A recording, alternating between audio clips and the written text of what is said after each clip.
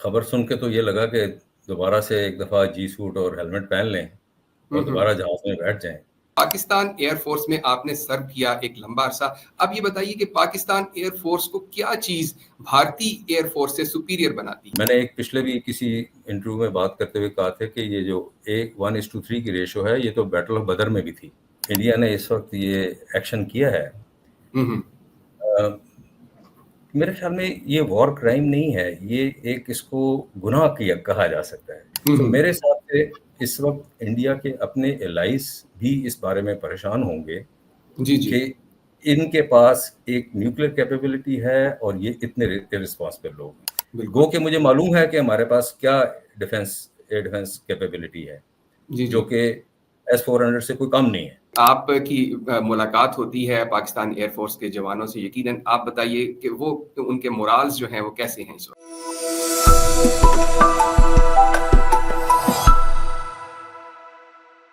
بسم اللہ الرحمن الرحیم، وی نیوز ایکسکلوسیو کے ساتھ میں ہوں فیصل کمال پاشا، اور میرے ساتھ اس وقت موجود ہیں air vice marshal retired Naseer Wyne صاحب۔ سر بہت شکریہ آپ کے وقت کا۔ Thank you very much for having me. Sir سب سے پہلے تو یہ بتائیے گا کہ یہ جو آج خبر آئی پاکستان نے 5 انڈین جو طیارے ہیں ان کو مار گرایا ہے، یہ خبر سن کے آپ کو کیسا لگا اور کیا فیلنگز تھیں آپ کی؟ خبر سن کے تو یہ لگا کہ دوبارہ سے ایک دفعہ جی سوٹ اور ہیلمٹ پہن لیں اور دوبارہ جہاز میں بیٹھ جائیں، لیکن اس چیز کی ہمیں اطمینان ہے کہ بھی اس وقت جو ہے پاکستان ایئر فورس ایک اچھے سیف ہینڈز کے اندر ہے، اور جو ینگسٹرز جس وقت ٹرائی کر رہے ہیں اور جو انجینئرز مینٹین کر رہے ہیں وہ یقیناً ہم سے بہت بہتر پرفارم کریں گے۔ اور اس خبر سے میں پوری نیشن کو مبارکباد دینا چاہتا ہوں کہ ایک رات کے اندر ہی ہم نے انڈین ایئر فورس کو اور انڈیا کو کتنا نقصان پہنچایا ہے۔ Just to give you an example, اگر ایک رفیل طیارے کی قیمت $300 ملین ہے اور اگر 3 رفیل کا ہی حساب لگائیں تو ایک رات میں انڈیا کو $1 بلین کا نقصان ہو چکا ہے۔ So I think it is a commendable job جو پاکستانی آرم فورسز نے کیا ہے، اور یہ بہت پہلے سے ان کو وارن کیا جا رہا تھا کہ اگر وہ کوئی ایسا مس ایڈوینچر کریں گے تو ان کو اسی طرح کا رسپانس ملے گا۔ سو میری تمام مبارکبادیں پوری نیشن کے لیے۔ بالکل ٹھیک سر، پوری قوم مبارکباد کی مستحق ہے۔ اچھا سر یہ بتائیے گا کہ پاکستان ایئر فورس میں آپ نے سرو کیا ایک لمبا عرصہ، اب یہ بتائیے کہ پاکستان ایئر فورس کو کیا چیز بھارتی ایئر فورس سے سپیریئر بناتی ہے؟ دیکھیے، جب بھی ایئر وارفیئر کی بات ہوتی ہے نا، اس میں 2-3 چیزیں بڑی امپورٹنٹ ہیں۔ پہلی چیز تو یہ ہے کہ بھی آپ کو کسی چیز کے بارے میں کتنی ارلی وارننگ ملتی ہے، because early warning directly proportional ہوتی ہے کہ کتنا ریئیکشن ٹائم ہے۔ وہ تبھی ممکن ہے کہ آپ کی انٹیلیجنس، جو ہیومن انٹیلیجنس ہیں اور جو آپ کے سینسرز ہیں وہ اس قابل ہوں کہ اس سے پہلے کہ دشمن کوئی کام کر سکے آپ کو پہلے ہی پتہ چل سکے اور آپ اس کے اندر بالکل ٹھیک ٹائم کے اندر ریئیکشن دے سکیں۔ تو پہلی چیز تو ارلی وارننگ ہے۔ دوسری ہے اکوپمنٹ جو ہے الحمدللہ، بے شک ہماری انڈیا کے ساتھ 1:3 کی ریشو ہے، لیکن پاکستان ایئر فورس نے ٹریڈیشنلی اس طرح کی اپنی کیپیسٹی رکھی ہے جس کو ایکچولی کیپیبلٹی کہتے ہیں، کہ it is not the number of aircraft اور type of aircraft, it is the capacity that they have. So وہ جو کیپیسٹی جو ہوتی ہے وہ ایک بڑے نمبر کو ہمیشہ آف سیٹ کر دیتی ہے۔ میں نے ایک پچھلے بھی کسی انٹرویو میں بات کرتے ہوئے کہا تھا کہ یہ جو 1:3 کی ریشو ہے یہ تو بیٹل آف بدر میں بھی تھی۔ سو اب اگر یہ بیٹل آف بدر والی کہانی ہی ہے تقریباً، اور یہ ہم ایگزیبٹ کرتے رہے ہیں 1965 میں بھی، 71 میں بھی، اور ابھی بھی انشاءاللہ یہ کریں گے۔ اچھا سر یہ بتائیے گا کہ بھارت نے جب رفائل طیاروں کی خریداری کا عمل شروع کیا تو اس وقت سے لے کر آج تک اس نے ان کی جو ایفیکیسی ہے اس کا بڑا ڈنڈورا پیٹا، اور انہوں نے کہا کہ ہمیں پاکستان پہ فضائی برتری حاصل ہو گئی ہے۔ آپ کیا سمجھتے ہیں کہ پاکستان نے اس چیز کو کس طرح سے کاؤنٹر کیا؟ دیکھیے، کوئی بھی جو نیا جہاز ہے، جو ٹیکنالوجی بڑھتی جا رہی ہے اس کی کیپیبلٹی بڑھتی جا رہی ہے. اس میں کوئی شک نہیں کہ رفیل جو ہے ایک کیپیبل جہاز ہے. لیکن جیسے میں آپ پچھلی بات بیچ میں نے چھوڑ دی کہ ایک تو میں نے ارلی وارننگ کی بات کی, ایک میں نے کس طرح کا اکوپمنٹ ہے اس کی بات کی. تیسری سب سے امپورٹنٹ چیز یہ ہے کہ آپ کی ٹریننگ کس طرح کی ہے اور آپ کا سسٹم کے اوپر جو آپ امپلوائے کر رہے ہیں ایکسپیرینس کیسا ہے. ہم F-16 1983 سے استعمال کر رہے ہیں, JF-17 ہم 2007 سے استعمال کر رہے ہیں, J-10 کو استعمال کرتے ہوئے ہمیں 2 سال سے زیادہ ہو گئے ہیں. سو ان چیزوں کو جو ہمارے پائلٹس فلائی کر رہے ہیں اور جو ہمارے انجینئرز مینٹین کر رہے ہیں, just look at the number of years that we have operated these. اور اب اس کو اب آپ دیکھیں رفیل کے حساب سے جس کو بھی تقریباً 1.5 سے 2 سال ہوئے ہیں, اور یہ بھی سننے میں آیا کہ اس کی ابھی 100% کیپیبلٹی بھی نہیں ہے. تو ان ایکسپیرینس کو, کیپیبلٹی کو, اور سب سے بڑی بات the type of leadership is also very important. جو لیڈرشپ اس وقت ہے وہ اپنا بہت کمیٹڈ ہے اور وہ اپنی ول شو کرتی ہے. گورنمنٹ اور جو ملٹری لیڈرشپ ہے اس کا جو ٹیکسچر اس وقت ہے وہ بڑا امپورٹنٹ ہے. انہوں نے پہلے سے یہ کلیئر کر دیا تھا کہ اگر آپ کو ایسا مس ایڈونچر کریں گے تو ہم آپ کو اس کا بڑا سیریس اور کوئڈ پرو پلس رسپانس دیں گے. آپ سے بات کرتے ہوئے میں ایک دو چیزیں اور بیان کرنا چاہتا ہوں.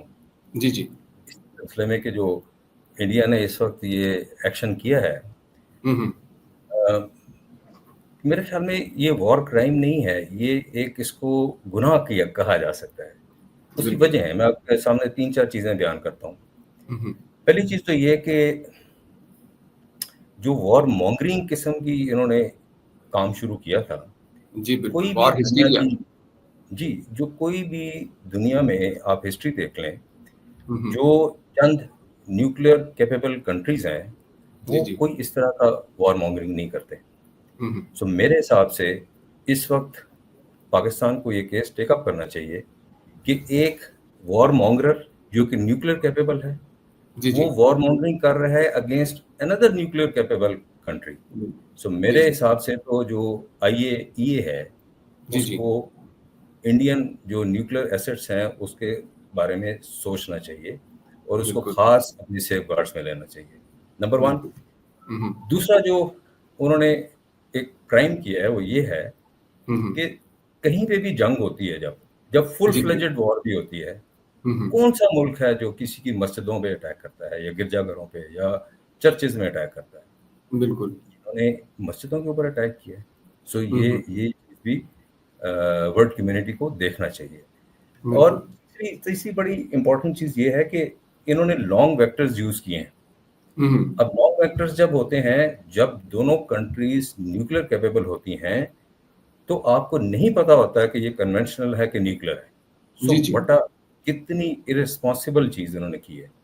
تو میرے حساب سے اس وقت انڈیا کے اپنے الائز بھی اس بارے میں پریشان ہوں گے کہ ان کے پاس ایک نیوکلیئر کیپیبلٹی ہے اور یہ اتنے ارسپانسبل لوگ ہیں. آن دی ادر ہینڈ پاکستان نے بہت رسپانسبل ایکٹ کیا ہے. وہ کہ ہم نے 5 ان کے جہاز گرا دیے ہیں, ہم ہو سکتا 12 گرا سکتے ہیں, لیکن پاکستان نے تھوڑا ریسٹرینٹ شو کیا ہے جسٹ ٹو شو کہ بھی ہم ایک تو ہم نے پہل نہیں کی, دوسرا یہ کہ بھی ہم رسپانسبل نیوکلیئر اسٹیٹ ہیں.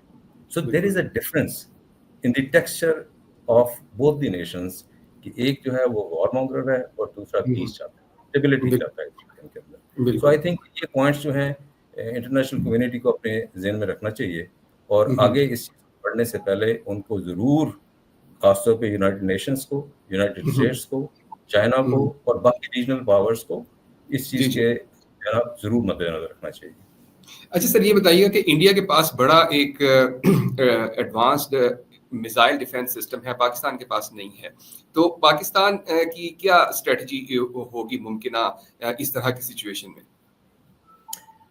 اصل میں پاکستان کے پاس جو میزائل ڈیفینس سسٹم ہے وہ S-400 سے کسی طرح سے بھی کم نہیں ہے. مجھے نہیں معلوم اصل میں جو آپریشنل چیزیں ہیں نا, میرے حساب سے اس کی ایگزیکٹ جو بات کرنی ہے نا وہ 2 ایجنسیز ہیں جس میں انفارمیشن منسٹری ہے اور ISPR ہے. گو کہ مجھے معلوم ہے کہ ہمارے پاس کیا ڈیفینس کیپیبلٹی ہے, جو کہ S-400 سے کوئی کم نہیں ہے. تو ایسا کوئی مسئلہ نہیں ہے, ہمارے پاس وہ کیپیبلٹی یقیناً ہے, لیکن اس کی ڈیٹیلز جو آپریشنل ڈیٹیلز ہیں, I think I am not mandated to discuss those details. اچھا سر, آپ کیا سمجھتے ہیں؟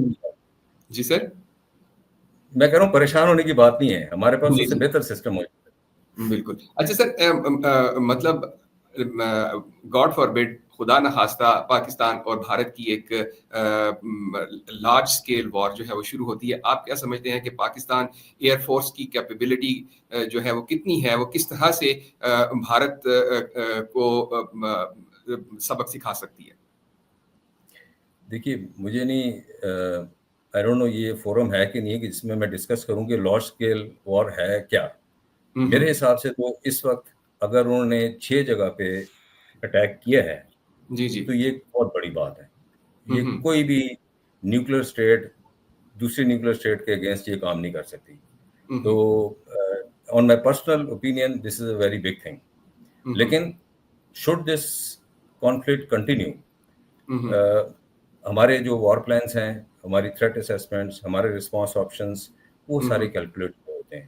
دیکھیے رات کو اگر 1-1:30 بجے کے قریب انہوں نے کیا ہے تو آپ کو گھنٹے ڈیڑھ کے اندر ہی اس کے رزلٹ آنے لگ گئے تھے. تو اسی طرح سے پاکستان ایئر فورس نے اور باقی آرم فورسز نے اپنا وار اسٹیمنا, اپنی کیپیبلٹیز اور کتنی دیر اس کو جنگ کو لے کے جانا ہے وہ تیار کی ہوئی ہوتی ہیں کہ اگر انڈیا یہ کرے گا تو ہم یہ کریں گے, وہ یہ کرے گا تو ہم یہ کریں گے. So I think in this particular conflict جو ایسکلیشن لیڈر ہے وہ پاکستان خود کنٹرول کرے گا. جی. اچھا سر, یہ بتائیے کہ اس بارے میں کچھ ابھی واضح طور پہ نہیں کہا جا رہا کہ آیا بھارتی جو ایئر پلینز تھے انہوں نے پاکستانی حدود کو کراس کیا یا نہیں کیا, یا بھارت سے ہی انہوں نے پاکستان کے اندر میزائل جو ہیں وہ مارے گئے. آپ کیا سمجھتے ہیں کس طرح سے یہ آپریشن کیا گیا بھارت کی طرف سے؟